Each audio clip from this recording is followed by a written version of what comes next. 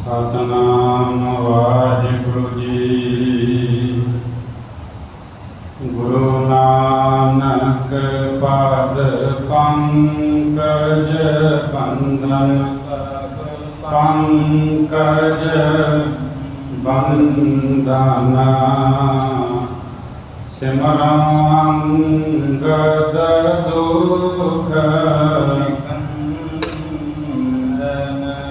अमरदास हृदय नित हृदय नित रामदास गुरु गुण गावो। गुरु अर्जन विगनन के विगनन के हर गोविंद शुभ समर्थ परिकाशक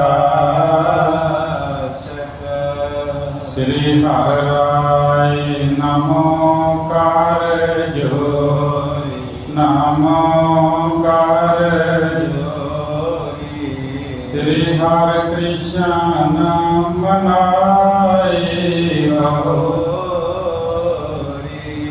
तेग बहादुर परम कृपाला परम कृपाला श्री गुरु गोविंद सिंह विशाला तरों तरा पर पुन पुन सीसा पुन पुन बंदों बार बार जगदीसा जिसमें अमृत ज्ञान है मानक भगत वैराग श्री गुरु ग्रंथ साहिब उदद बंदों कर अनुराग एक अंकार सतगुरु ते प्रसाद सच होए। वाहिगुरु जी की फतेह विघ्न विनाशन सोए। गुरु नानक पुरुषोत्तमं परम बराबर नाथ जुगल चरण मम बंदना तार कर माथ जुगल चरण मम बंदना तार कर माथ।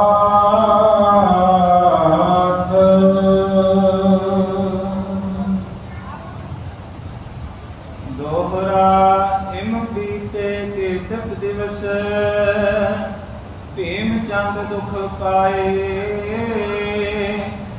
कठे दूत गिरत तन एक अपनो कष्ट बताए। ग्यारह जहूर हाजरा हजूर सर्व कला भरपूर चावर छातर तखत दे मालक दसां पातशाहियां दी जोत जुग जुग अटल धन धन साहिब श्री गुरु ग्रंथ साहिब जी दी पवित्र पावन हजूरी अंदर विराजमान परम सन्मान योग गुरु की साची नवाजी साध संगत जी आप जी बड़ भागे हो। गुरु साहब जी की पावन हजूरी अंदर बैठ करके गुरबाणी का मनोहर कीर्तन श्रवण करते हुए अपना जन्म सफल बना रहे हो। सारे मिल के बड़े प्यार सत्कार के नाल फतेह बुलाओ जी। वाहिगुरु जी का खालसा वाहिगुरु जी की फतेह। बड़े ही प्यार सत्कार दे नाल गुरु घर के कीर्तनीय सत्कारयोग भाई निर्मल सिंह जी खालसा आप जी नूं कीर्तन श्रवण करा रहे सन। हुण समा होया है लड़ीवार गुर इतिहास की पावन कथा का। हर रोज बड़े प्यार सत्कार दे नाल आप जी ये पावन कथा श्रवण करते हो। पिछले प्रसंग दे विच आप जी ने श्रवण किया कि एक ब्राह्मण गुरु दरबार विच हाजिर होया जिहदी इस्त्री बसी नगर के रहन वाले पठान ने खो लई। नगर का नाम बसी ते पठान उत्थे रहिंदे सन, जिस करके बाद विच नाम बसी पठाना पै गया। इस ब्राह्मण ने पुकार की कि मेरी इस्त्री दे दिओ, पर इहनूं अपने आदमियां तो मार खवाई। मार खा के ते कई दरां दे उत्ते पुकार करदा होया ये गुरु दरबार में पहुंचे।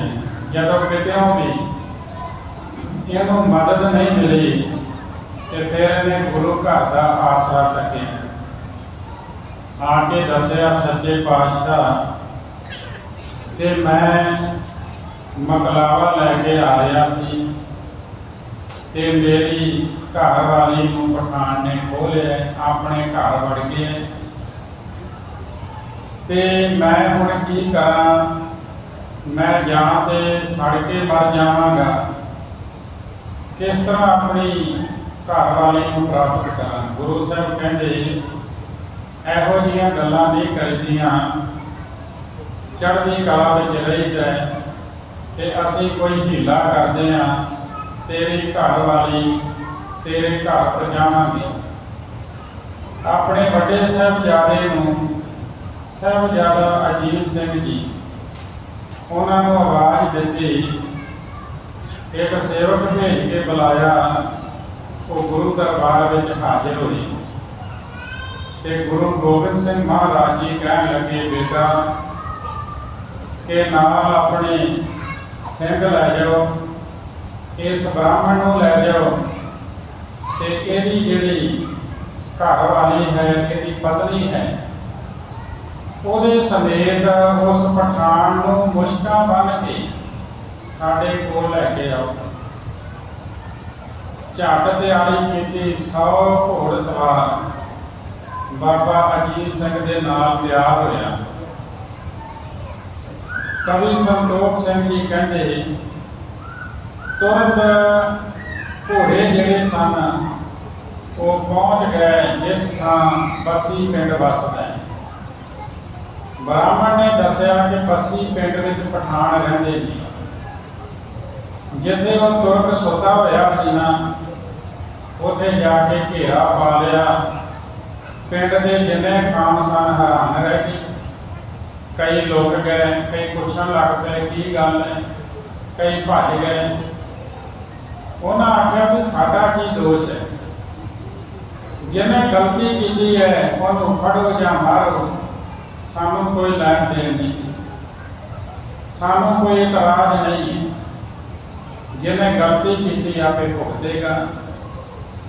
किसी ने शस्त्र नहीं चुकया, सिखां दे सामने उस पठान नूं फड़ लिया, बन लिया ते वो जो ब्राह्मण की घर दी सी उस बीबी नूं एक घोड़े ते चढ़ा लिया ते दोवां नूं फड़ के होर किसी को नहीं छेड़िया, दोवां नूं लैना कीता ते जिहड़े रस्ते गए सन उस रस्ते वापस आ गए। आनंदपुर के नेड़े आ गए। जब सतगुरु की सभा में आए तो दोवां नूं लैके जदों पहुंचे तो आके उन्होंने फतेह बुलाई। वाहिगुरू जी का खालसा, वाहिगुरू जी की फतेह। फिर फतेह बुला के बड़े प्रसन्न हुए कि गुरु साहब जी के कोल वो पठान भी बिठा दिता ਤੇ ਬ੍ਰਾਹਮਣ ਦੀ ਘਰ ਵਾਲੀ ਵੀ ਬਿਠਾ ਦਿੱਤੀ। ਕਹਿੰਦੇ ਬ੍ਰਾਹਮਣ ਦੀ ਘਰ ਵਾਲੀ ਬ੍ਰਾਹਮਣ ਨੂੰ ਦੇ ਦਿੱਤੀ ਤੇ ਉਹ ਜਿਹੜਾ ਪਠਾਨ ਸੀ ਉਹਨੂੰ ਜ਼ਮੀਨ ਦੇ ਵਿੱਚ ਅੱਧਾ ਗੜਵਾ ਦਿੱਤਾ ਤੇ ਤੀਰ ਮਰਵਾ ਕੇ ਉਹਨੂੰ ਮੌਤ ਦੇ ਘਾਟ ਉਤਾਰ ਦਿੱਤਾ। ਆਖੋ ਸਤਿਨਾਮ ਸ੍ਰੀ ਵਾਹਿਗੁਰੂ। ਇਸ ਤਰ੍ਹਾਂ ਗੁਰੂ ਸਾਹਿਬ ਜੀ ਨੇ ਇਸ ਬ੍ਰਾਹਮਣ ਦੀ ਘਰ ਵਾਲੀ ਪਠਾਨ ਤੋਂ ਛੁਡਵਾ ਕੇ ਉਹਦੇ ਹਵਾਲੇ ਕਰਵਾਈ।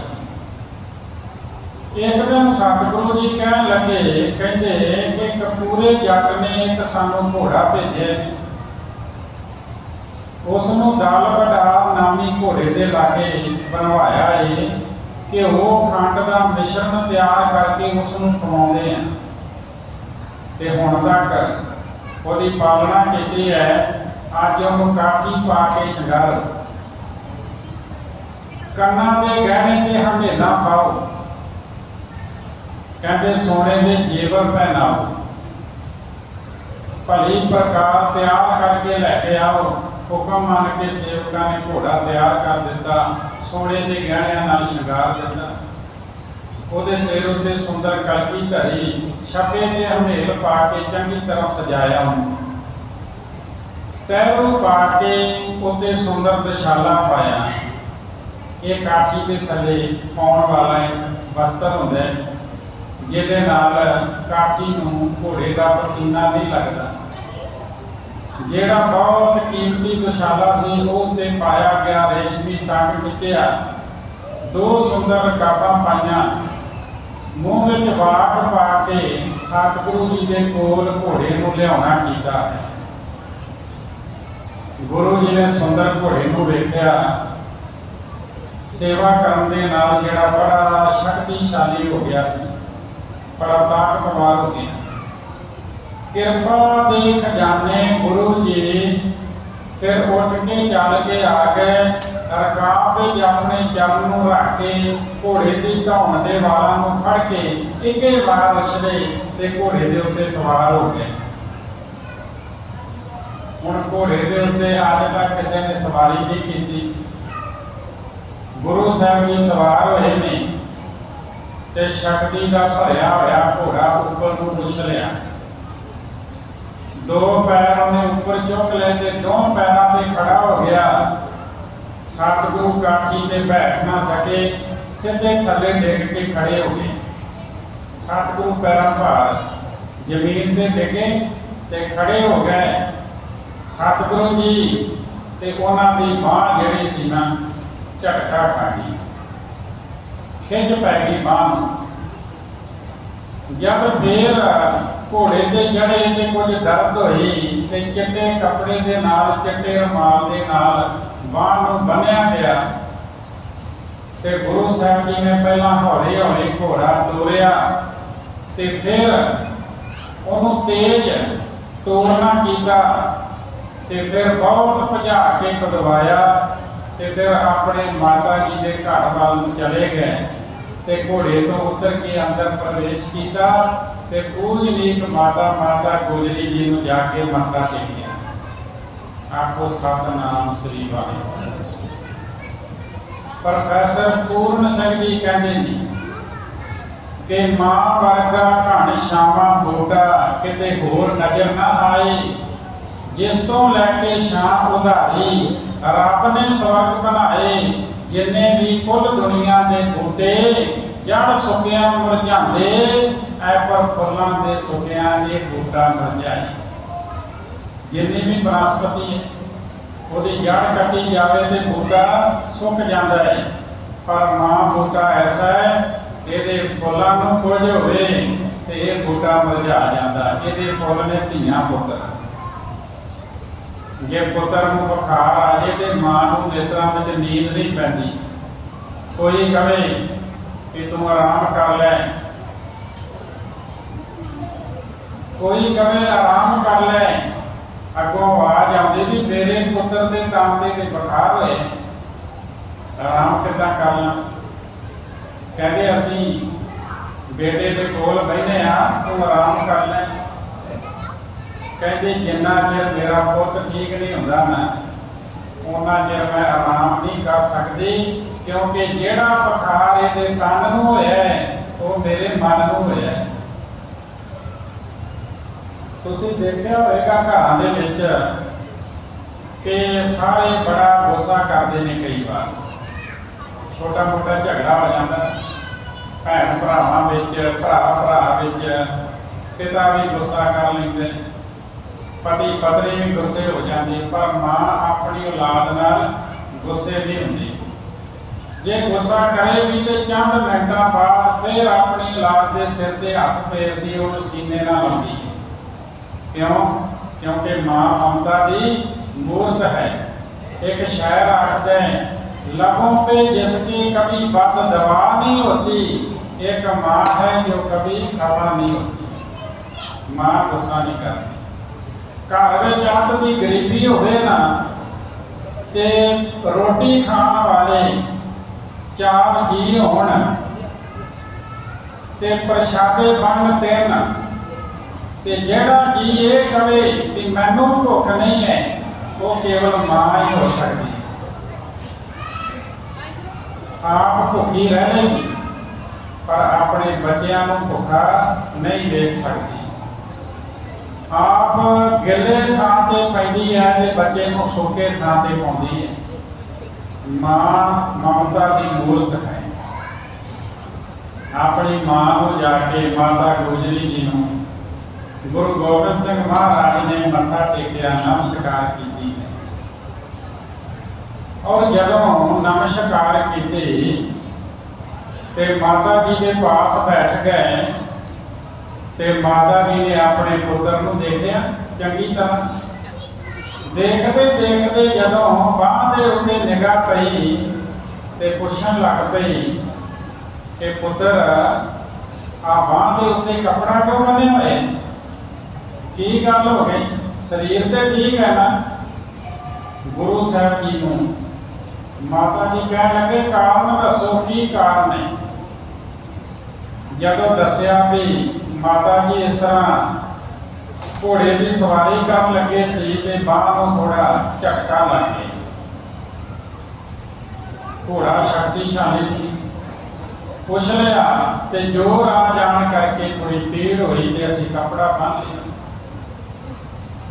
माता थोड़ी सोच विच हो गए। एक सेवक नूं कहा भी मैनूं ये समग्री चाहिए। माता के मन में ये भी आया कि लख शुक्र है परमात्मा का, आ थोड़ा जिहा बांह जोर आया है ते उन्हें आप कृपा करके रखा की। क्यों? रब का धन्यवाद करती हुई कहती मैं दान पुण्य करना है। ते हुण कुछ लोगों को माता ने कुछ सामग्री दी है, रस दी है। इतने कवि जी ने सिर सदका लिखा है। जदों ब्याह शादियां में लोग पैसे वारते ना बच्चों वार नहीं करते, उन्होंने सिर सदका कहते। कोई चीज अपनी औलाद को वार देनी, निशावर कर देनी, वो किसी को दे देनी, ये प्यार दीयां गल्लां ने, प्रेम दीयां गल्लां ने। ये सिख धर्म दे विच प्रचार किया पिछले समय कि भाई गुरु ग्रंथ साहब के सामने किसी ने वारना नहीं करना, नहीं तो गुरु की हजूरी विच ही पैसे वारते होंदे सन। जदों बच्चे का किते सगन पैना या ब्याह शादी ते फिर जदों प्रचार होया ते हुण हट गए ने। पर आपां परसों भी बेनती की कि हिंदुस्तान दे विच बड़े धर्म ने, सिख धर्म नूं छड्ड के होर धर्म भी ने जिहड़े अज भी अपने बच्चों को पैसे वारते हैं। जो शुरू तो चलिया आ रहा है। सिख धर्म में यह है कि गुरु ग्रंथ साहब के सामने किसी के सिर तो वारना नहीं करना। तो जे वारने की गल करिए, गुरु गोबिंद सिंह महाराज ने जिहड़ा वारना किया है ਉਹੋ ਜਿਹਾ ਵਾਰਨਾ ਨਾ ਕੋਈ ਕਰ ਸਕਦੇ ਤੇ ਨਾ ਕਰ ਸਕਿਆ। ਗੁਰੂ ਗੋਬਿੰਦ ਸਿੰਘ ਮਹਾਰਾਜ ਨੇ ਠੀਕ ਉਸੇ ਤਰ੍ਹਾਂ ਜਿੱਦਾਂ ਹਿੰਦੁਸਤਾਨ ਦੇ ਅੰਦਰ ਮਾਤਾ ਪਿਤਾ ਆਪਣੇ ਪੁੱਤਰ ਤੋਂ ਮਾਇਆ ਵਾਰ ਕੇ ਸੁੱਟਦੇ ਨੇ, ਕਹਿੰਦੇ ਪੁੱਤਰਾ ਤੇਰੇ ਤੋਂ ਮਾਇਆ ਪਿਆਰੀ ਨਹੀਂ, ਤੂੰ ਸਾਨੂੰ ਮਾਇਆ ਨਾਲੋਂ ਪਿਆਰਾ ਹੈ, ਮਾਇਆ ਤੇ ਤੇਰੇ ਤੋਂ ਵਾਰ ਕੇ ਸੁੱਟਦੀ। ਤੇ ਗੁਰੂ ਨੇ ਕੀ ਕਿਹਾ? ਕਹਿੰਦੇ ਖਾਲਸਾ ਮੈਨੂੰ ਤੇਰੇ ਤੋਂ ਆਪਣੇ ਪੁੱਤਰ ਪਿਆਰੇ ਨਹੀਂ, ਤੂੰ ਮੈਨੂੰ ਪੁੱਤਰਾਂ ਤੋਂ ਪਿਆਰਾ ਹੈ, ਮੈਂ ਆਪਣੇ ਪੁੱਤਰ ਵੀ ਤੇਰੇ ਤੋਂ ਵਾਰਦਾ। ਤੇ ਗੁਰੂ ਗੋਬਿੰਦ ਸਿੰਘ ਮਹਾਰਾਜ ਨੇ ਖਾਲਸੇ ਨੂੰ ਆਪਣੇ ਪੁੱਤਰ ਵਾਰ ਦਿੱਤੇ। ਪੁੱਤਰਾਂ ਦਾ ਦਾਨੀ, ਸਰਬੰਸ ਦਾਨੀ ਕਹਿਲਾਇਆ। ਜਦੋਂ ਲੈ ਕੇ ਜਾ ਰਹੇ ਤੇ ਸਿੰਘਾਂ ਨੇ ਅੱਗੇ ਰੋਕ ਲਿਆ, ਕਹਿੰਦੇ ਵੀ ਇਹ ਕੀ ਹੈ? ਕਹਿੰਦੇ ਇਹ ਸਾਨੂੰ ਮਾਤਾ ਜੀ ਨੇ ਦਿੱਤੀ ਸਮੱਗਰੀ, ਇਹ ਰਸਤਾ ਹੈ। ਉਹ ਕਹਿਣ ਲੱਗੇ ਇਹਨਾਂ ਦੀ ਹੱਕ ਸਾਡਾ ਬਣਦਾ, ਅਸੀਂ ਗੁਰੂ ਦੇ ਸੇਵਕ ਹਾਂ। ਤੇ ਫਿਰ ਜਦੋਂ ਵਾਪਸ ਆਏ ਤੇ ਫਿਰ ਗੁਰੂ ਸਾਹਿਬ ਨੇ ਆਖਿਆ ਵੀ ਇਹਨਾਂ ਨੂੰ ਮਾਤਾ ਜੀ ਨੇ ਇਹ ਰਸਤ ਦਿੱਤੀ ਹੈ, ਇਹਨਾਂ ਨੂੰ ਲੈ ਕੇ ਜਾਣ ਦੀ, ਜਿਹਦੇ ਬਾਰੇ ਗੁਰੂ ਗੋਬਿੰਦ ਸਿੰਘ ਮਹਾਰਾਜ ਬਾਰੇ, ਗੁਰੂ ਨਾਨਕ ਦੇਵ ਜੀ ਮਹਾਰਾਜ ਬਾਰੇ ਕਵੀ ਜੀ ਨੇ ਪੰਕਤੀ ਲਿਖੀ। ਸੋ ਸਰੂਪ ਜਗ ਤਾਰਨ ਹੇਤਾ, ਪ੍ਰਗਟ ਭਏ ਬੇਦੀ ਕੁਲ ਕੀਤਾ, ਤਿਸ ਕੋ ਦਸਮ ਰੂਪ ਅਵਤਾਰਾ, ਸਿਰ ਸਤਿਕ ਪ੍ਰਭ ਹੋਣ ਸੁਖਾਰਾ, ਪਹਿਲੇ ਜਾਤ ਆਪਰ ਕੇ ਭਾਉਨ, ਤਬੇ ਖਾਲਸਾ ਭੁਗਤ ਕੌਣ, ਇਹ ਵਿਚਾਰ ਸਗਰੇ ਹਰ ਖਾਏ, ਇਸ ਵਿਦ ਕੇਤਕ ਦਿਵਸ ਬਤਾਏ। ਇਥੋਂ ਤੱਕ ਆਪ ਜੀ ਨੇ ਪ੍ਰਸੰਗ ਸਰਵਣ ਕੀਤਾ ਸੀ। ਹੁਣ ਅੱਗੇ ਜਿਸ ਤਰ੍ਹਾਂ ਪ੍ਰਸੰਗ ਆ ਰਿਹਾ ਹੈ ਕਿ ਜਿਹੜੇ ਇਹ ਪਹਾੜੀ ਰਾਜੇ ਹਨ, ਇਹ ਗੁਰੂ ਸਾਹਿਬ ਜੀ ਦੇ ਨਾਲ ਜੰਗ ਕਰਨ ਦੀ ਤਿਆਰੀ ਕਰਨ ਲੱਗੇ ਨੇ, ਆਪਸ ਵਿੱਚ ਸਲਾਹਾਂ ਕਰਨ ਲੱਗੇ ਹਨ। ਇਹ ਪ੍ਰਸੰਗ ਆਪ ਹੋਣ ਲੱਗਾ ਹੈ। ਕਵੀ ਸੰਤੋਖ ਸਿੰਘ ਜੀ ਚੂੜਾਮਣੀ ਬਿਆਨ ਕਰਦੇ ਨੇ, ਪਿਆਰ ਸਤਿਕਾਰ ਨਾਲ ਸਰਵਣ ਕਰੋ, ਇੱਕ ਵਾਰ ਉਚਾਰਨ ਕਰੋ ਜੀ ਸਤਿਨਾਮ ਵਾਹਿਗੁਰੂ ਜੀ। ਦੋਹਰਾ ਇਮ ਬੀਤੇ ਕੇਤਕ ਦਿਵਸ, ਭੀਮ ਚੰਦ ਦੁਖ ਪਾਏ। ਇਸ ਪ੍ਰਕਾਰ ਕਈ ਦਿਨ ਬਤੀਤ ਹੋ ਗਏ, ਭਾਵ ਕਈ ਦਿਨ ਬੀਤ ਗਏ। ਭੀਮ ਚੰਦ ਜਿਹੜਾ ਰਾਜਾ ਹੈ ਉਹ ਬਹੁਤ ਦੁਖੀ ਹੋਇਆ ਹੈ ਜੀ। ਵਟੇ ਦੂਤ ਗਿਰਫਤਨ, ਢਿਗ ਆਪਣੋ ਕਸ਼ਟ ਬਤਾਏ। ਭੀਮ ਚੰਦ ਰਾਜੇ ਨੇ ਦੁੱਖ ਪਾ ਕੇ ਦੂਜੇ ਪਹਾੜੀ ਰਾਜਿਆਂ ਵੱਲ ਆਪਣੇ ਦੂਤ ਭੇਜੇ ਨੇ ਤੇ ਆਪਣੇ ਕਸ਼ਟ ਬਾਰੇ, ਆਪਣੇ ਦੁੱਖ ਬਾਰੇ ਦੱਸਿਆ ਹੈ ਜੀ। ਚੌਪਏ ਸ੍ਰੀ ਗੁਰੂ ਗੋਬਿੰਦ ਸਿੰਘ ਉਦਾਰਾ, ਨਿਤ ਚਾਹਤ ਸੰਗਰਾਮ ਪਰਾ। ਮਹਾਨ ਸ਼੍ਰੀ ਗੁਰੂ ਗੋਬਿੰਦ ਸਿੰਘ ਮਹਾਰਾਜ ਨਿਤ ਅਪਾਰ ਯੁੱਧ ਚਾਹੁੰਦੇ ਹਨ ਜੀ। ਪੰਥ ਰਚਿਓ ਨਿਤ ਸ਼ਸਤਰ ਧਾਰੀ, ਮਾਰਨ ਮਰਨ ਬਨਹਿ ਬਲ ਭਾਰੀ। ਕਹਿੰਦੇ ਐਸਾ ਪੰਥ ਰਚਿਆ ਹੈ ਗੁਰੂ ਗੋਬਿੰਦ ਸਿੰਘ ਮਹਾਰਾਜ ਨੇ, ਨਿਤ ਸ਼ਾਸਤਰਾਂ ਨੂੰ ਧਾਰਨ ਕਰਦਾ ਹੈ। ਜਿਹੜਾ ਪੰਥ ਰਚਿਆ ਖਾਲਸਾ ਪੰਥ, ਭਾਰੀ ਬਲ ਨਾਲ ਮਰਨ ਮਾਰਨ ਕਰਦੇ ਹਨ ਜੀ। ਆਗਰਨ ਕਾਲੇ ਕਮਸਨਾ, ਮਰੇ ਵੀਰ ਲਰ ਲਰ ਕਰ ਜਾਣਾ। ਪਹਿਲਾਂ ਵੀ ਬਹੁਤ ਯੁੱਧ ਕੀਤੇ ਹਨ ਇਸ ਖਾਲਸੇ ਨੇ ਸਾਡੇ ਨਾਲ। ਸੂਰਬੀਰ ਜਾਨਾ ਲੜ ਲੜ ਕੇ ਮਰੇ ਹਨ ਜੀ। ਦਿਲੇ ਪਤ ਕੇ ਦਲ ਬਹੁ ਆਏ, ਕਿਸ ਵਿਦ ਕਿਸਨੋ ਬਸ ਨਾ ਵਸਾਏ। ਕਹਿੰਦੇ ਵੇਖੋ ਸਾਡੀ ਮਦਦ ਵੀ ਹੋਈ। ਦਿੱਲੀ ਦੇ ਬਾਦਸ਼ਾਹ ਦਾ ਵੱਡਾ ਦਲ ਆਇਆ ਸੀ, ਕਿਸੇ ਵਿਧੀ ਨਾਲ ਕਿਸੇ ਦੇ ਵਸ ਨਹੀਂ ਹੋਇਆ ਇਹ ਖਾਲਸਾ। ਇਹਨਾਂ ਦੇ ਅੱਗੇ ਕਿਸੇ ਦਾ ਵਸ ਨਹੀਂ ਚੱਲਿਆ ਜੀ। ਗਇਓ ਨਾ ਮਾਰਿਓ ਗਇਓ, ਇਹ ਪ੍ਰਸੰਗ ਤੋਂ ਦੂਰੇ ਭਇਓ। ਕਹਿੰਦੇ ਗੁਰੂ ਗੋਬਿੰਦ ਸਿੰਘ ਮਹਾਰਾਜ ਜਿਨ੍ਹਾਂ ਬਾਰੇ ਅਸੀਂ ਸੋਚਦੇ ਸਾਂ ਕਿ ਅਸੀਂ ਉਹਨਾਂ ਨੂੰ ਜਿੰਦਾ ਪਕੜ ਲਵਾਂਗੇ, ਪਰ ਕਹਿੰਦੇ ਨਾ, ਗੁਰੂ ਸਾਡੇ ਤੋਂ ਪਕੜਿਆ ਗਿਆ ਤੇ ਨਾ ਮਾਰਿਆ ਗਿਆ। ਇਹ ਪ੍ਰਸੰਗ ਤਾਂ ਬਹੁਤ ਦੂਰ ਦਾ ਹੋ ਗਿਆ ਹੈ ਜੀ। ਕਰਤ ਜੁਦ ਨਹਿ ਕਿਨਹੁ ਭਜਾਵਾ, ਅਰਿਓ ਰਿਹੋ ਜੈ ਕੋ ਕਰਦਾਵਾ।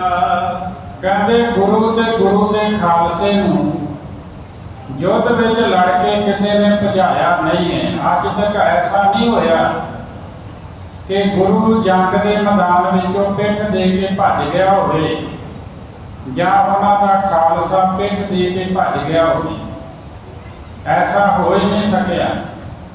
ਜਿੱਤ ਦਾ ਦਾਅਵਾ ਕਰਕੇ ਖਾਲਸਾ ਅੜਿਆ ਰਿਹਾ ਹੈ ਜੀ। ਜਿਆ ਦਿਕ ਲਿਖ ਸਕਲ ਹਕਾਰੇ, ਪਠੇ ਪੱਤਰ ਪਠ ਹੋਏ ਨਿਪ ਪਿਆਰੇ। ਇਸ ਪ੍ਰਕਾਰ ਭੀਮ ਚੰਦ ਨੇ ਲਿਖ ਕੇ ਸਾਰੇ ਪਹਾੜੀ ਰਾਜਿਆਂ ਨੂੰ ਬੁਲਾ ਲਿਆ ਹੈ, ਇਹ ਸੰਦੇਸ਼ਾ ਭੇਜਿਆ ਹੈ। ਜਦ ਚਿੱਠੀਆਂ ਭੇਜੀਆਂ ਨੇ ਤੇ ਸਾਰੇ ਰਾਜੇ ਪੜ੍ਹ ਕੇ ਤਿਆਰ ਹੋ ਗਏ ਹਨ ਜੀ। ਮਿੱਤਰ ਕੇ ਸਤਰੋ ਕੇ ਸਮ ਗੁਰ ਸਾਥ, ਚਲ ਆਏ ਇੱਕ ਥਲ ਗਿਰਨਾਥ।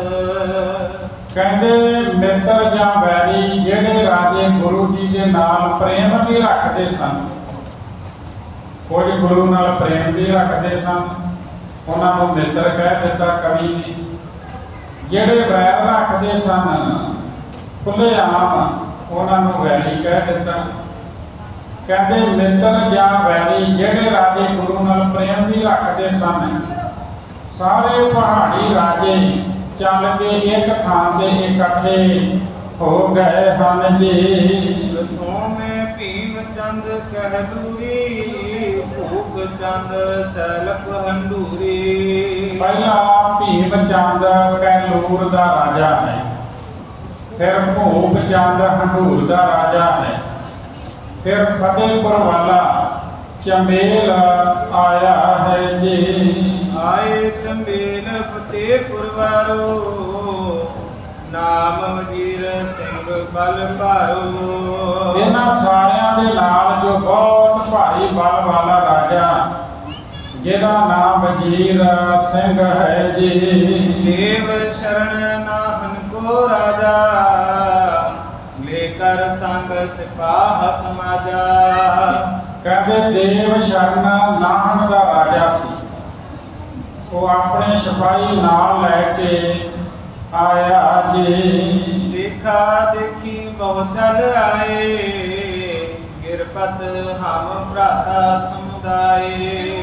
ਦੇਖਾ ਦੇਖੀ ਬਹੁਤ ਰਾਜੇ ਜਿਹੜੇ ਸਨ ਉਹ ਇਕੱਠੇ ਹੋ ਗਏ ਤੇ ਆਪਸ ਵਿੱਚ ਇਹ ਕਹਿੰਦੇ ਸਨ ਕਿ ਅਸੀਂ ਸਾਰੇ ਪਹਾੜੀ ਰਾਜੇ ਭਰਾ ਭਰਾ ਇਕੱਠੇ ਹੋਏ ਹਾਂ ਜੀ। ਮਾਨ ਲਾਭ ਮੈਂ ਜੀਅਤ ਮਿਲੇ, ਇਮ ਵਿਚਾਰ ਸਭ ਭਏ ਸਕੇਲੇ। ਕਹਿੰਦੇ ਸਾਨੂੰ ਸਾਰਿਆਂ ਨੂੰ ਹਾਨ ਲਾਭ ਵਿੱਚ ਇਕੱਠੇ ਹੋ ਕੇ ਮਿਲਣਾ ਚਾਹੀਦਾ ਹੈ। ਇਸ ਪ੍ਰਕਾਰ ਵਿਚਾਰ ਕੇ ਸਾਰੇ ਇਕੱਠੇ ਹੋ ਗਏ ਜੀ। ਕਰ ਕਰ ਸਭ ਸਨਮਾਨ ਉਤਾਰੇ, ਖਾਨ ਪਾਨ ਕਰ ਰਾਤ ਮਝਾਰੇ। ਭੀਮ ਚੰਦ ਨੇ ਸਾਰਿਆਂ ਦਾ ਸਨਮਾਨ ਕਰ ਕਰਕੇ ਉਤਾਰੇ ਕਰਵਾ ਲਏ।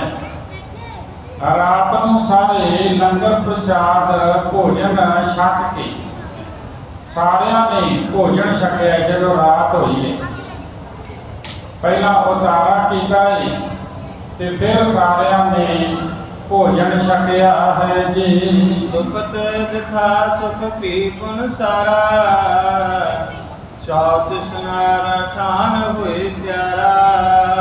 ਤੇ ਫਿਰ ਉਹ ਸੌਂ ਗਏ ਹਨ। ਸੁਖਾਂ ਭਰੀ ਸਵੇਰ ਹੋਈ, ਜਦੋਂ ਰਾਤ ਬਤੀਤ ਹੋ ਗਈ ਤੇ ਫਿਰ ਸਵੇਰ ਚੜੀ ਹੈ।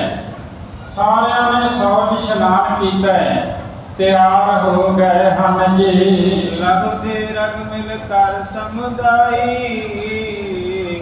ਭਏ ਏਕ ਤਲ ਸਭਾ ਲਗਾਈ। ਸੋ छोटे बड़े सब राजे इकट्ठे हुए, एक स्थान ते बैठ के उन्होंने सभा लगाई जी। राजे राव के राणे सचिव समीपे जे मत सियाणे। मिये राजे राव राणे सियाणे वजीर सारे ही पास सन जी।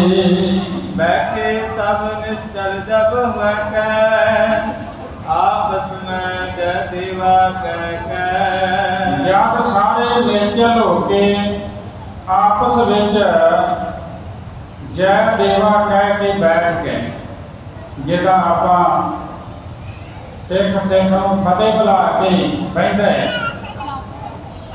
ते इन्हां राजियां ने एक दूजे नूं जदों मिले ते जय देवा आख्या। इस तरह सारे बैठ गए हन जी। हेम चंद सैलिंद्र बिलंदा पनियो सुनो तुम सकल गिरंदा। भीम चंद बड़ा पहाड़ी राजा बोलिया, कह लगा तुसी सारे पहाड़ी राजे सुनो जी। क्यों ना भविखत बात विचारो सिर पर शत्रु प्रबल विचारो। कहते क्यों ना आपां भविख दी गल दे उत्ते विचार करिए, क्योंकि साडे सिर एक बहुत बड़ा साडा दुश्मन बैठा है। सिर पर शत्रु प्रबल विचारो, कहते इस बारे सारे सोचो जी। दिन प्रत वदत दूज जिम चंद देखत देखत भयो बिलंद। कहते ये साडा वैरी गुरु गोबिंद सिंह महाराज नूं कह रहे ने पहाड़ी राजे, कहते ये वैरी प्रति दिन दूज के चंद वांग वधदा जांदा है। वेखदियां वेखदियां महान शक्तिशाली हो गया है जी। जिन होए राधा लगे देश लरन वरन की कार विशेष। कहते जिहदा इरादा साडा देश लैण दा है, साडे देश उत्ते कब्जा करना चाहते हैं, जिहड़े लड़न मरण की विशेष कार करते हन जी।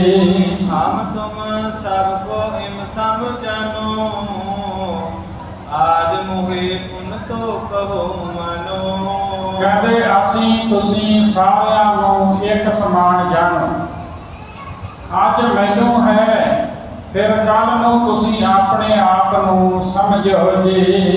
गुरु गोबिंद सिंह कुछ भारी साहो आदते त्रासना धारी। गुरु गोबिंद सिंह महाराज दियां भारी बाਹਾਂ ਹਨ, भाव बहुत शक्तिशाली ਹਨ। बादशाह आदि पासों वो डरते नहीं ਹਨ जी। देश जारो छीने ग्राम कई बेर कीनो संग्राम। भीमचंद कहता साडे देश ਨੂੰ ਉਜਾੜ ਦਿੱਤਾ है, कई पिंड खोले हम गुरु दे खालसे ने ते कई बार युद्ध कीता है जी। मुख सेना के मरे हमारे आद किसर चंद जुजारे। साडी सेना के सारे मुखी मर गए हैं, केसरी चंद वर्गे सूरवीर मारे गए हैं जी। रहना सुनता लरबे माहे पर के कई बार बल जाहे। ते भीमचंद भी कह गया, कह लगा कि युद्ध दे विच असीं गुरु की बराबरी नहीं कर सकते, गुरु दे खालसे नाल असीं बराबरी नहीं कर सकते। कई बार असीं अपने बल की परख कीती है जी। ये अब बैठ रहे कर टारा राज देश को छीन है सारा। पर असीं चुप करके भी बैठ नहीं सकते, जे असीं बैठ के टाला करते रहांगे तो वो साडा राज ते देश हो लवेगा जी। नित प्रत दल सिंगन को आवे, लूट कूट कर मिट हट जावे। कहते दिन प्रति दिन ਸਿੰਘਾਂ ਦਾ ਦਲ ਆਉਂਦਾ ਹੈ ਤੇ ਲੁੱਟ ਪੁੱਟ ਕੇ ਕਹਿੰਦੇ ਮਿੱਟੀ ਵਿੱਚ ਮਿਲਾ ਕੇ ਵਾਪਸ ਚਲੇ ਜਾਂਦਾ ਹੈ ਜੀ। ਬਾਦਤ ਰਹਿ ਬੰਦੂਕ ਸਦਾਈ, ਮਰਹਿ ਕੇ ਮਾਰਹਿ ਫਤਿਹ ਗੁਲਾਈ। ਸਦਾ ਹੀ ਬੰਦੂਕਾਂ ਗਰਜਦੀਆਂ ਰਹਿੰਦੀਆਂ ਨੇ, ਮਰੀਏ ਜਾਂ ਮਾਰੀਏ ਹਮੇਸ਼ਾ ਗੁਰੂ ਦੇ ਖਾਲਸੇ ਫਤਿਹ ਬੁਲਾਉਂਦੇ ਹਨ ਜੀ। ਸਾਹ ਪੁਕਾਰ ਸੁਣੀ ਇੱਕ ਸਾਰੀ, ਲਰਿਓ ਆਰ ਲਸਕਰ ਤਬ ਭਾਰੀ। ਕਹਿੰਦੇ ਬਾਦਸ਼ਾਹ ਇੱਕ ਸਾਰ ਸਾਡੀ ਪੁਕਾਰ ਸੁਣੀ ਸੀ, ਤਦ ਭਾਰੀ ਲਸ਼ਕਰ ਆ ਕੇ ਲੜਿਆ ਸੀ ਜੀ। ਅਬ ਕਹਿ ਜਾਏ ਕਹਾਂ ਕਹਿ ਸਾਹੂ, ਨਿਰਬਲ ਅਦਿਕ ਲਖੇ ਮਨ ਮਾਹੂ। ਇਸ ਵਾਰ ਹੁਣ ਬਾਦਸ਼ਾਹ ਨੂੰ ਜਾ ਕੇ ਕੀ ਆਖੀਏ, ਕੀ ਕਹੀਏ ਜਾ ਕੇ। ਉਹ ਮਨ ਵਿੱਚ ਸਾਨੂੰ ਵੱਡੇ ਨਿਰਬਲ ਮੰਨੇਗਾ ਜੀ। ਬਾਰ ਬਾਰ ਕੀ ਸੁਨਹਿ ਪੁਕਾਰ, ਕਹਿ ਕਿਜ ਪਰਹੇ ਕਰਹੇ ਦੁਰਿਆਰ। ਕਹਿੰਦੇ ਸਾਡੀ ਬਾਰ-ਬਾਰ ਕੀਤੀ ਹੋਈ ਪੁਕਾਰ ਨੂੰ ਸੁਣ ਕੇ ਵਧੀਆ ਕਰਨ ਵਾਲਾ ਬਾਦਸ਼ਾਹ ਖਿਜ ਜਾਵੇਗਾ ਜੀ। ਇੱਕ ਸੌ ਦੇ ਗੁਰ ਕੇ ਸਿੱਖ ਮਰੈ, ਆਏ ਹਜ਼ਾਰੋਂ ਕੇ ਸੁਨ ਧਰੈ। ਉਧਰ ਗੁਰੂ ਦੀ ਫੌਜ ਵਿੱਚੋਂ ਜੇ 100 ਸਿੱਖ ਮਰਦਾ ਹੈ ਜੰਗ ਦੇ ਮੈਦਾਨ ਵਿੱਚ, ਤਾਂ ਹਜ਼ਾਰਾਂ ਦੀ ਗਿਣਤੀ ਵਿੱਚ ਹੋਰ ਆ ਕੇ ਗੁਰੂ ਦੇ ਸਿੰਘ ਸੱਜ ਜਾਂਦੇ ਹਨ ਜੀ। ਨਹਿ ਨਿਪਟਹਿ ਨਹਿ ਪਾਏ ਪਰਾਜੈ, ਆਨ ਲਾਭ ਕੋ ਲਖਨੇ ਨਾ ਕਾਜੈ। ਕਹਿੰਦੇ ਨਾ ਤਾਂ ਇਹ ਨਿਬੜਦੇ ਹਨ, ਭਾਵ ਨਾ ਤਾਂ ਇਹ ਖਤਮ ਹੁੰਦੇ ਹਨ ਤੇ ਨਾ ਇਹ ਹਾਰਦੇ ਹਨ। ਦੂਜੀ ਗੱਲ ਕਹੀ ਹਾਨ ਲਾਭ ਕੋ ਲਖੈ ਨਾ ਕਾਜੇ, ਹਾਨ ਲਾਭ ਦੇ ਕਾਰਜ ਨੂੰ ਸਮਝਦੇ ਨਹੀਂ ਹਨ ਜੀ। ਸੁਨੋ ਗਿਰੀ ਸੋ ਕਰੋ ਪਾਏ, ਯੋ ਬਿਗਰਤ ਕਾਰਜ ਸਮੁਦਾਏ। ਆਖਿਆ ਪਹਾੜੀ ਰਾਜਿਓ ਸੁਣੋ, ਕੋਈ ਉਪਾਅ ਕਰੋ, ਇਸ ਪ੍ਰਕਾਰ ਸਾਡੇ ਕਾਰਜ ਵਿਗੜਦੇ ਜਾਂਦੇ ਹਨ ਜੀ। ਸੁਨਤ ਘਮੰਡ ਚੰਦ ਤਬ ਪਖਾ, ਹੋ ਪਾਏ ਤੁਮਨੇ ਅਭਿਲਾਖਾ। ਘਮੰਡ ਚੰਦ ਸੁਣ ਕੇ ਉਸ ਵੇਲੇ ਬੋਲਿਆ, ਕਹਿਣ ਲੱਗਾ ਤੁਹਾਨੂੰ ਕਿਹੜਾ ਉਪਾਅ ਕਰਨ ਦੀ ਅਭਿਲਾਸ਼ਾ ਹੈ ਜੀ। ਬਿਨਾ ਲਰਨ ਤੇ ਅਪਰ ਕੋ, ਮਿਲੇ ਨਾ ਬਚੋ ਛੀਨ ਲੈ ਸੋ। ਲੜਾਈ ਕਰਨ ਤੋਂ ਬਿਨਾ ਹੋਰ ਕੋਈ ਉਪਾਅ ਨਹੀਂ ਹੈ, ਹੁਣ ਤੇ ਯੁੱਧ ਕਰਨਾ ਹੀ ਬਣਦਾ ਹੈ। ਜੇ ਤੁਸੀਂ ਕਹੋ ਕਿ ਅਸੀਂ ਗੁਰੂ ਦੇ ਨਾਲ ਸੰਧੀ ਕਰ ਲਈਏ ਫਿਰ ਵੀ ਬਚੋਗੇ ਨਹੀਂ, ਉਹ ਸਾਰਾ ਕੁਝ ਖੋ ਲੈਣਗੇ ਜੀ। ਪ੍ਰਥਮ ਸਹਾਉ ਢਿਕ ਬਨਹਿ ਨਾ ਜਾਣਾ, ਸੈਨਾ ਸੰਚ ਘਾਲ ਘਮਸਾਨਾ। ਪਹਿਲਾਂ ਬਾਦਸ਼ਾਹ ਪਾਸ ਜਾਣਾ ਸਾਨੂੰ ਬਣਦਾ ਨਹੀਂ ਹੈ, ਪਹਿਲਾਂ ਅਸੀਂ ਆਪਣਾ ਜ਼ੋਰ ਤੇ ਲਾਈਏ, ਜੰਗ ਦੇ ਮੈਦਾਨ ਵਿੱਚ ਤੇ ਜਾਈਏ। ਐਸਾ ਥੋੜੀ ਵੀ ਪਹਿਲਾਂ ਹੀ ਬਾਦਸ਼ਾਹ ਦੇ ਕੋਲ ਚਲੇ ਜਾਈਏ ਕਿ ਸਾਡੀਆਂ ਫੌਜਾਂ ਦੇ ਨਾਲ ਆਪਣੀ ਫੌਜ ਭੇਜੋ ਤੇ ਫਿਰ ਅਸੀਂ ਜੰਗ ਦੇ ਮੈਦਾਨ 'ਚ ਜਾਣਾ। ਕਹਿੰਦੇ ਪਹਿਲਾਂ ਸਾਨੂੰ ਬਾਦਸ਼ਾਹ ਦੇ ਕੋਲ ਜਾਣਾ ਨਹੀਂ ਬਣਦਾ, ਸੈਨਾ ਇਕੱਠੀ ਕਰਕੇ ਘਮਸਾਣ ਦਾ ਜੰਗ ਕਰੋ ਜੀ। ਲਰਬੇ ਕੋ ਨਿਪ ਤਰਹਿ ਦੇ ਆਲਸ, ਰਾਜ ਕਰਨ ਕੀ ਤਰਹਿ ਨਾ ਲਾਲਸ। ਕਹਿਣ ਲੱਗੇ ਜਿਹੜਾ ਰਾਜਾ ਲੜਾਈ ਕਰਨ ਦੇ ਵਿੱਚ ਆਲਸ ਕਰੇ, ਜੰਗ ਦੇ ਮੈਦਾਨ ਵਿੱਚ ਜਾਣ ਵਿੱਚ ਆਲਸ ਕਰੇ, ਉਹ ਫਿਰ ਰਾਜ ਕਰਨ ਦੀ ਇੱਛਾ ਨਾ ਕਰੇ ਜੀ। ਰਿਪ ਬਸ ਹੋਏ ਨਾ ਡੰਡ ਬਿਹੀਨਾ, ਵਧੇ ਪ੍ਰਤਾਪ ਸਡੰਡ ਅਧੀਨਾ। ਤੇ ਨਾਲ ਘਮੰਡ ਚੰਦ ਨੇ ਆਖਿਆ, ਸਜ਼ਾ ਦੇਣ ਤੋਂ ਬਿਨਾ ਵੈਰੀ ਕਦੀ ਵੀ ਵਸ ਨਹੀਂ ਹੁੰਦਾ। ਵੈਰੀ ਦੰਡ ਨਾਲ ਅਧੀਨ ਰਹੇ ਤਾਂ ਪ੍ਰਤਾਪ ਵੱਧਦਾ ਹੈ ਜੀ। ਬਿਨਾ ਦੰਡ ਤੇ ਕੋਈ ਨਾ ਜਾਣੇ, ਪ੍ਰਜਾ ਦੀਨ ਭੀ ਤ੍ਰਿਸਕਤ ਠਾਨਹਿ। ਦੰਡ ਤੋਂ ਬਗੈਰ ਕੋਈ ਨਹੀਂ ਜਾਣਦਾ। ਕਹਿੰਦੇ ਗਰੀਬ ਪ੍ਰਜਾ ਵੀ ਉਸ ਰਾਜੇ ਦਾ ਤਿਰਸਕਾਰ ਕਰਦੀ ਹੈ ਜੀ। ਜਗ ਮੈਂ ਊਚ ਕੇ ਨੀਚ ਸਮਾਜਾ, ਡੰਡ ਦੀਨ ਤੇ ਸਹਿ ਸੋ ਕਾਜਾ। ਸੰਸਾਰ ਦੇ ਵਿੱਚ ਉੱਚਾ ਨੀਵਾਂ ਸਮਾਜ ਹੈ।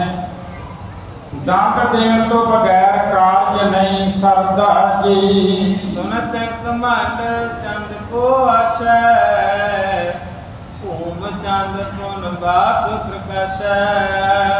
ਘਮੰਡ ਚੰਦ ਦਾ ਆਸ਼ਾ ਸੁਣ ਕੇ ਫਿਰ ਰਾਜਾ ਭੂਪ ਚੰਦ ਨੇ ਆਪਣੀ ਰਾਏ ਸੁਣਾਈ ਹੈ ਜੀ। ਜਤਾ ਜੋਗ ਤੁਮ ਨੀਤ ਉਚਾਰੀ, ਉਚਿਤ ਨਾ ਮਿਟਹਿ ਮਾਨ ਕਰ ਹਾਰੀ। ਭੂਪ ਚੰਦ ਕਹਿਣ ਲੱਗਾ, ਜਥਾ ਜੋਗ ਤੁਸੀਂ ਆਪਣੀ ਨੀਤੀ ਉਚਾਰਨ ਕੀਤੀ ਹੈ, ਹਾਰ ਮੰਨ ਕੇ ਟਲੇ ਰਹੀਏ, ਇਹ ਵੀ ਯੋਗ ਨਹੀਂ ਹੈ ਜੀ। ਮਰੇ ਜੁਤ ਮਹਿ ਵੀਰ ਕਨੇਰੇ, ਰਹੇ ਤਿਨਹੁ ਮਰਨ ਡਰ ਹੇਰੇ। ਯੁੱਧ ਦੇ ਵਿੱਚ ਬਹੁਤ ਸੂਰਬੀਰ ਮਰਨਗੇ, ਉਹਨਾਂ ਨੂੰ ਯਾਦ ਕਰਕੇ ਜੋ ਮਰਦੇ ਵੇਖੇ ਹਨ ਕਿ ਪਹਿਲੇ ਯੁੱਧ ਦੇ ਵਿੱਚ, ਪਹਿਲੇ ਜੰਗ ਦੇ ਵਿੱਚ ਸਾਡੇ ਸੂਰਮੇ ਮਰ ਗਏ ਨੇ,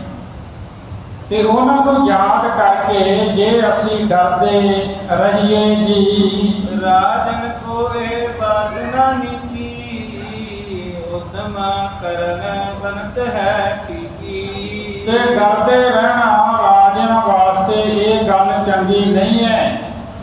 ਰਾਜਿਆਂ ਵਾਸਤੇ ਉਦਮ ਕਰਨਾ ਠੀਕ ਯੋਗ ਹੈ ਜੀ। ਹੋਰੇ ਸਿੰਘ ਅਬਹਿ ਗੁਰ ਤੀਰ, ਲਰਹੋ ਭਲੇ ਲੈ ਕਰ ਭਟ ਭੀਰ।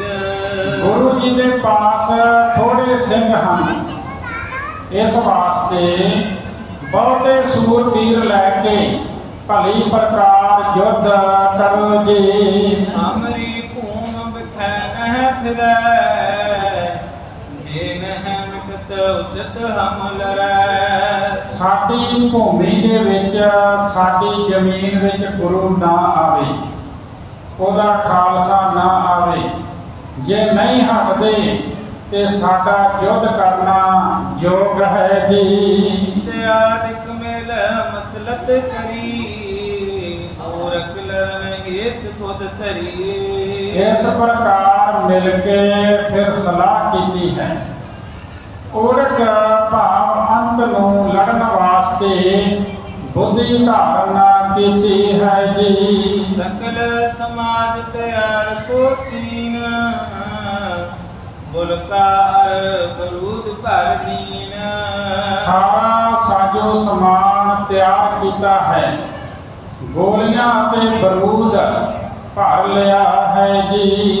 ਸਤਿਗੁਰ ਤੇ ਟਿਕ ਲਿਖੇ ਪਠਾਏ, ਅਬ ਲੌਟਰੇ ਰਹੇ ਗਮ ਖਾਏ। ਸਤਿਗੁਰੂ ਜੀ ਦੇ ਪਾਸ ਲਿਖ ਕੇ ਚਿੱਠੀ ਭੇਜ ਦਿੱਤੀ ਹੈ ਪਹਾੜੀ ਰਾਜਿਆਂ ਨੇ।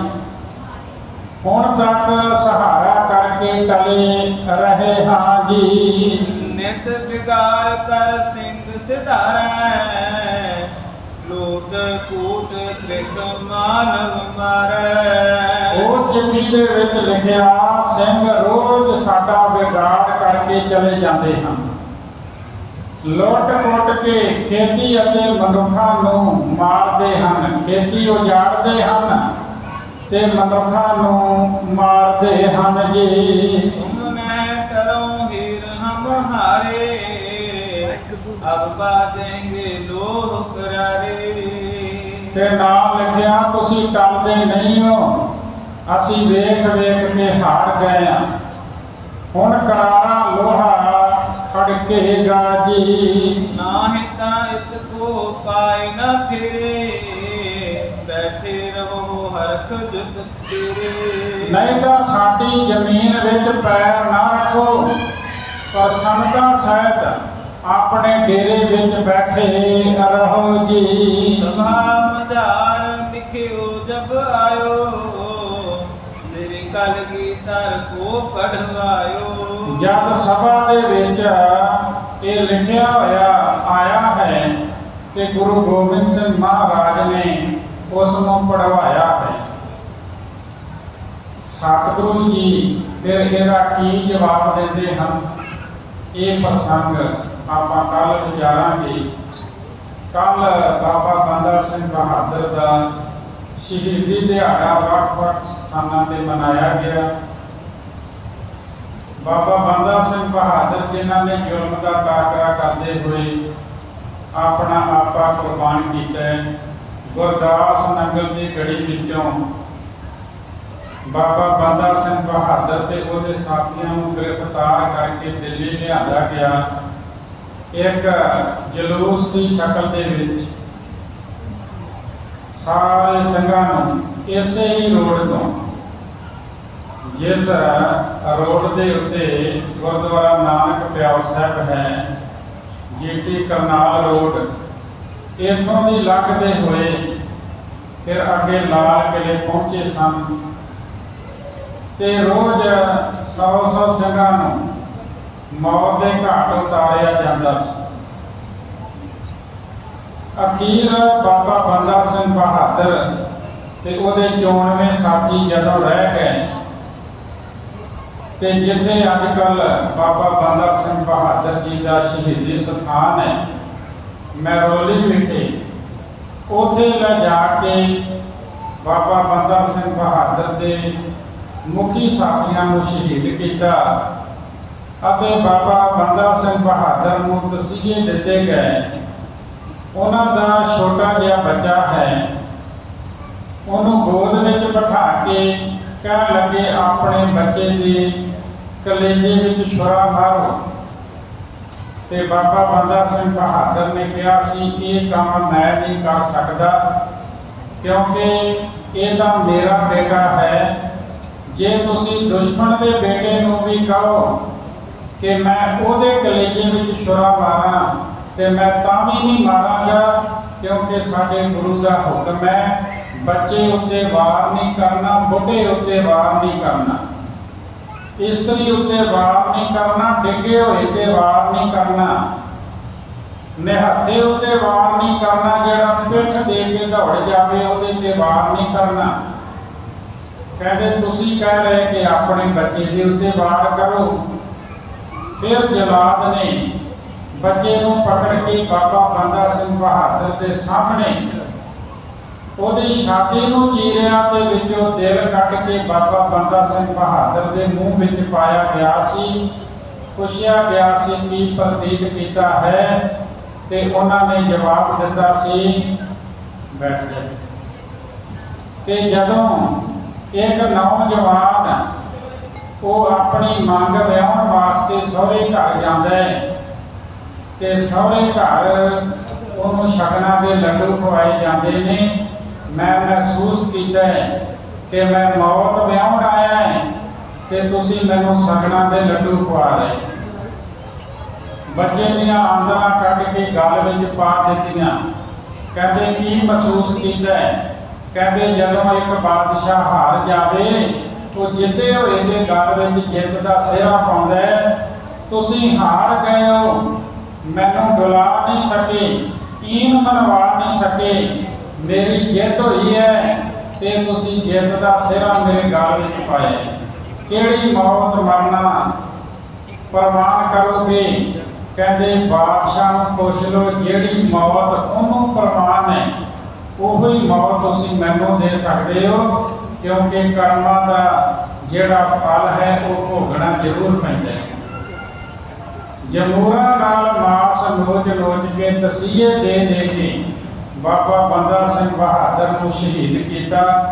सिक्खी सिद्ध केसा सवासा नाल निभा दिया और जालमा की ईन नहीं मनी जुल्म का टाकरा करते हुए बाबा बंदा सिंह बहादुर ने शहादत का जाम पीता। बाबा बंदा सिंह बहादुर की शहादत नूं कोटानकोट प्रणाम है, प्रणाम है, प्रणाम है। होइयां बेअंत भुलां दी खिमा फतेह बुलाओ जी। वाहिगुरू जी का खालसा, वाहिगुरू जी की फतेह।